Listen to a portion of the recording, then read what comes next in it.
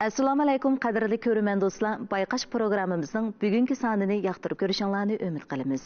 Xo'sh, undaqda diqqatinglar programmamizning bugungi sonida bo'lsin.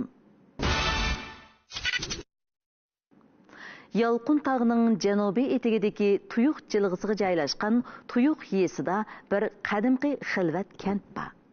Bu dal Jungodagi mashhur qadimiy kent deb nom olgan Tuyuq mazar kentidir. Bu kent xuddi zaminning ustidagi qum barxanlaridek qadimiy va o'zgacha alohidliklarga ega bo'lib, Xinjiangdagi ibtidoiy holatini saqlab qolgan qadimiy kentlarning biri bo'lib hisoblanadi. Bu kentdagi qadimiy uy imoratlar bizni xuddi rivoyatlardagi qadimiylikka boshlab boradi. Bu Turpan o'ymonlig'idagi xilvat bir kent. Bu yerda tarixning qadimiy iznalari va mo'l madaniyat meroslari hali ham saqlanib kelmoqda. Qadimiy kent, qadimiy jilg'a, qadimiy chig'ir yo'llar. Bu dal Jungodagi mashhur qadimiy kent Tuyuq mazar kentidir. Nazaringlarda bo'ladigani Jungodagi mashhur qadimiy kent Tuyuq mazar kenti nomli maxsus filmda bo'lsin.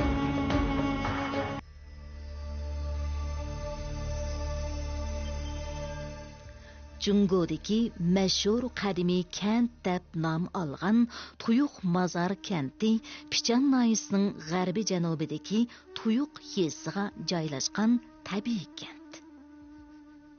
Tuyuq degan so'z Uyg'ur tilidagi tuyuq yo'l degan ma'noga ega.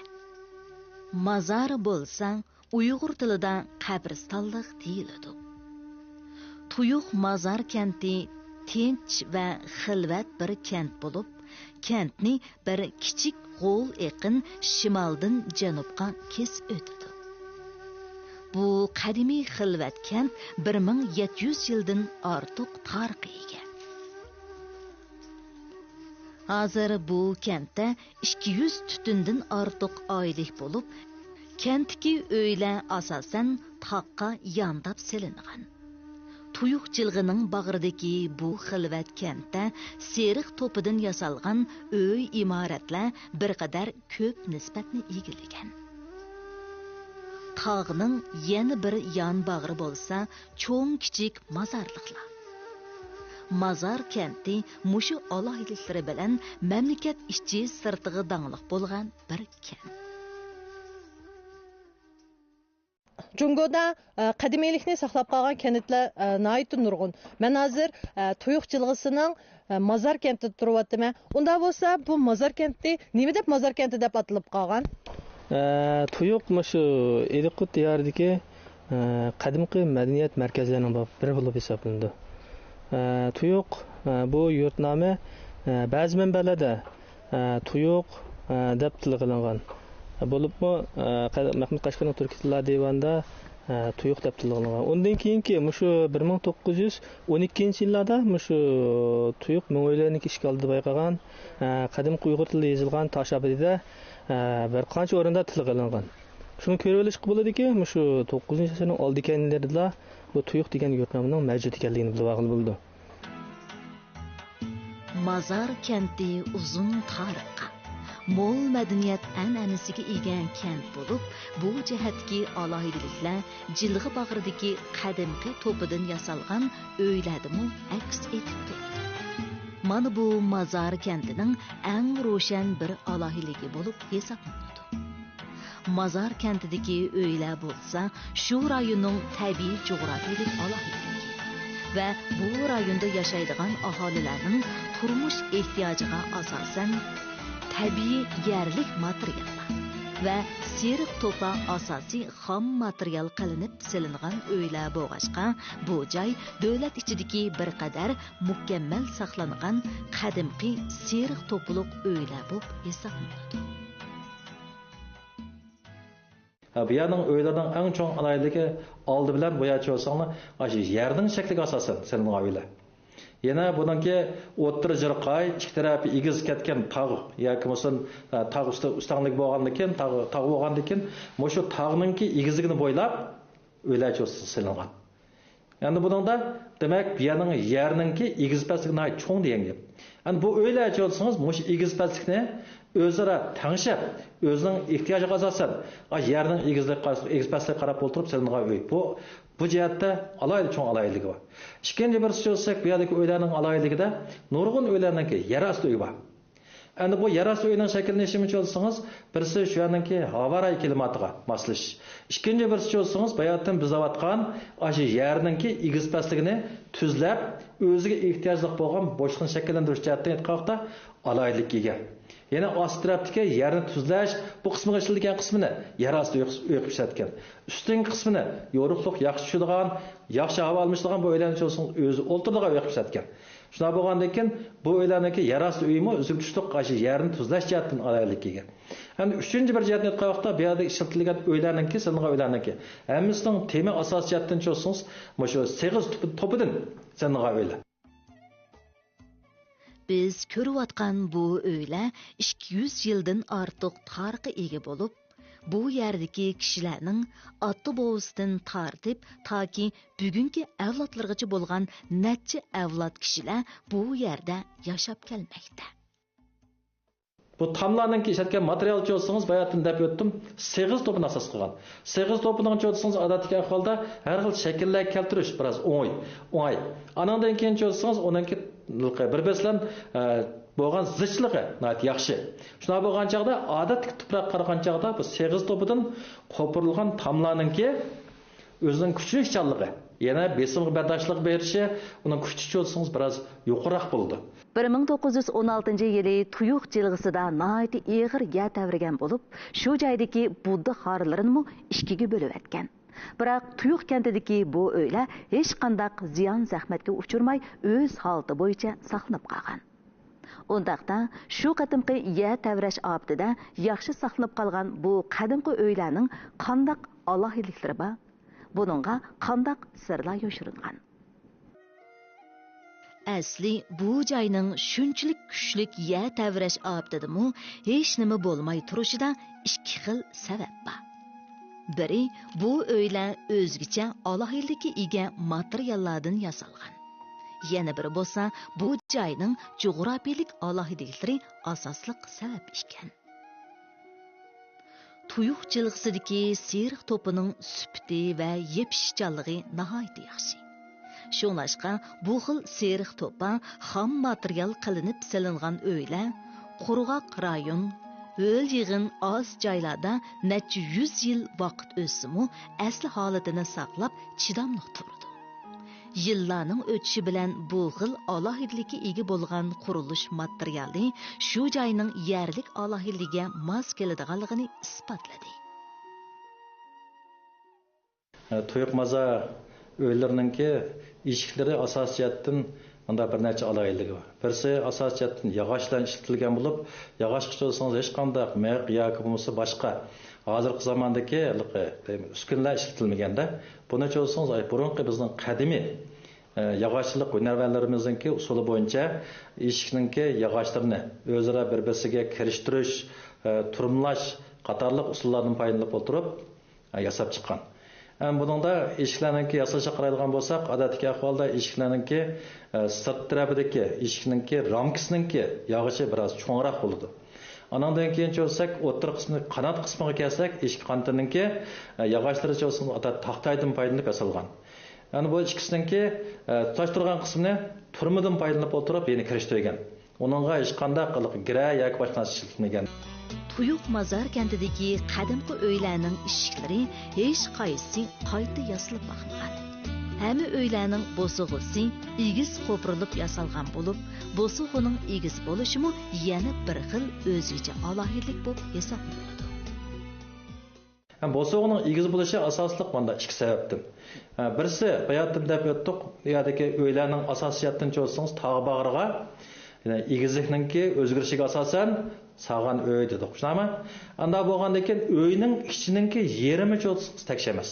Nurg'a uylar kirsangiz, bir uy kirsangiz, bir uyninki ichi tarafi egizroq va ichki taraf cho'lsangiz pakaroq.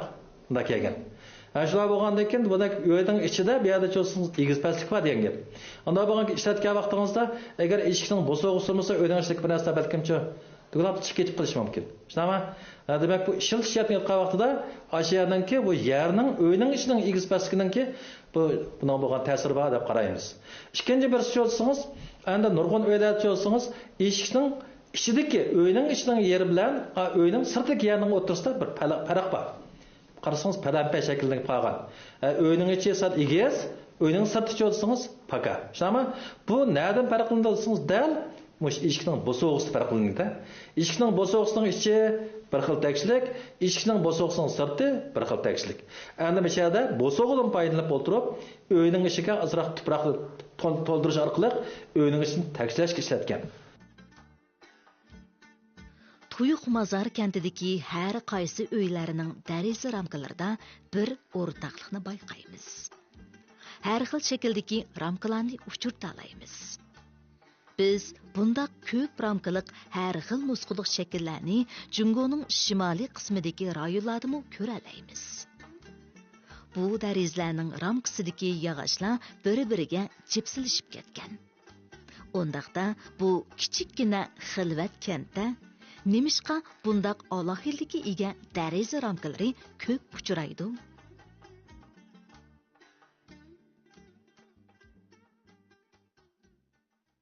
Bu demek şekil jihatdan nəhayət ko'p xil şəkil var.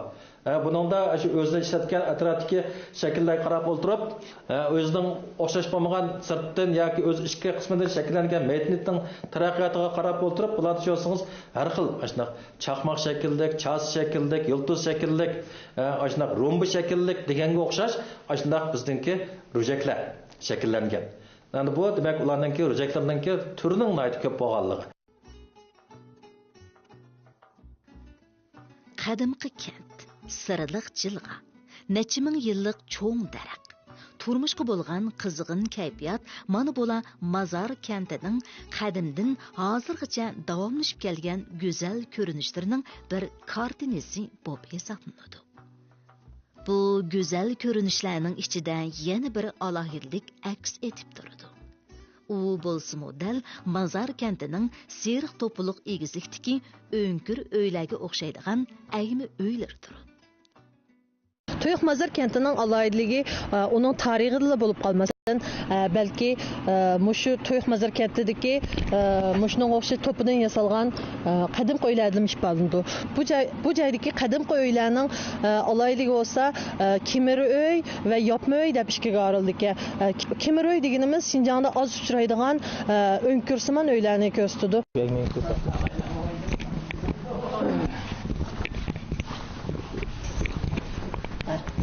Mana bu şu tuyuqdagi aholilarniki turmushida ko'p uchraydigan yotoq qo'y, agmi to'risliq yotoq qo'y. Bunda qo'ylarning alohidligi qanday desangiz, qishnikini har qadar issiq, yoznikini salqin bo'ldi, kun nurining o'tishi uyni qizib etib saqlanib bo'ldi. O'ylarniki tomniki nimasi shu asosan qalin. Shunga odat kun nuri o'tmagachga issiq o'tmaydi, shuna haliqi salqin bo'ldi. Mana shu o'ylarni saq nəhayət qalin tam qo'pirilgan o'rtasa. Qishnikini asosan bu o'ylar asosan qishlig'i shu taqoy qilib ishlanadi. Agmi to'ris qo'ylar va yopi to'ris qo'ylar bo'lsa, mehmonxona qilib ishlanadi. Bu tamning qilinligi birisi tabiiy ofatlardan saqlanishda va chidamchanligi kuchli bo'ldi o'yniki. Yana bir tarafdan mahallada sizga degandek, shu havo nimani kun nurining o'tkazib uyning isib ketishi temperaturasi tanglab turishga niyati yaxshi rol o'ynaydi. Nasib qarab qarab bo'lsa, uyning qilinligini qarang. Mana shu 90 sm yiqilishi ekan. Odatda bu taqa nepiz o'ylar bo'lib hisoblansa, buningdan qilin qo'pirilgan o'ylar uchraydi. Bundaq uylarning alohidaligi egiz.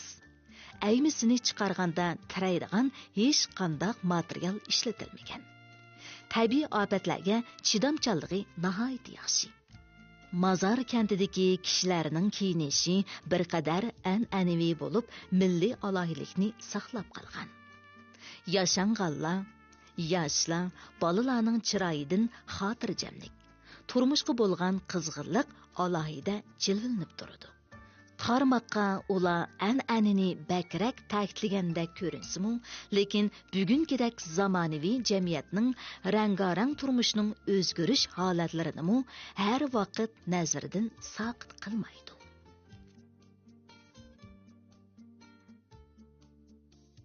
Tuyuq Mazar kentidagi uy imoratlar va madaniyat tindurmisi folklor tadqiqotlari uchun asli material manbasi bo'lish bilan birga qadimiy iznolarning bilgili bo'ladigan usti ochiq muzeyi.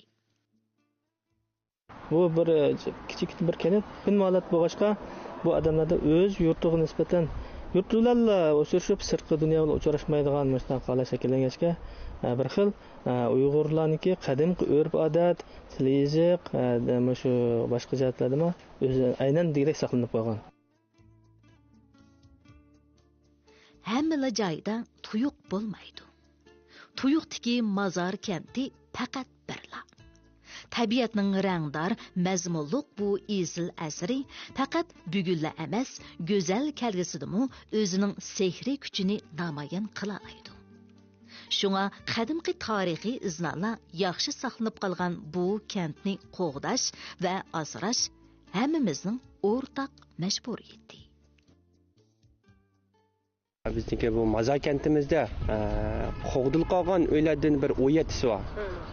Bulan ichida hamda birisi ikki qavatlik uy deymiz. Ikki qavatlik uylar shu o'yatdi.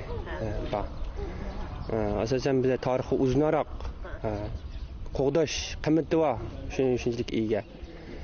Ba'zi uylarniki asli oltini saqlab qolish uchun hozir bu ichida odam turdi emasmi? Shuningga xolgancha o'zgartirish qilish bo'lmaydi. Agarchanda o'lib ketgan yoki dazab ketgan uylar bo'lsa, hukumatning o'zi ayrim asli keltirib, burunga o'xshash, aslidagi materialni ishlatib burunga o'xshash asli keltirib keladi.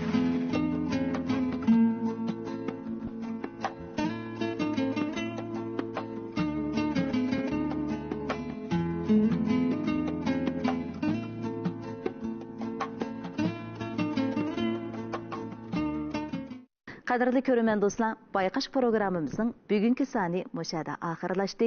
Ko'ngil qo'yib ko'ngilingizga rahmat. Kelar sonda ko'rishaylik. Xayr xo'sh.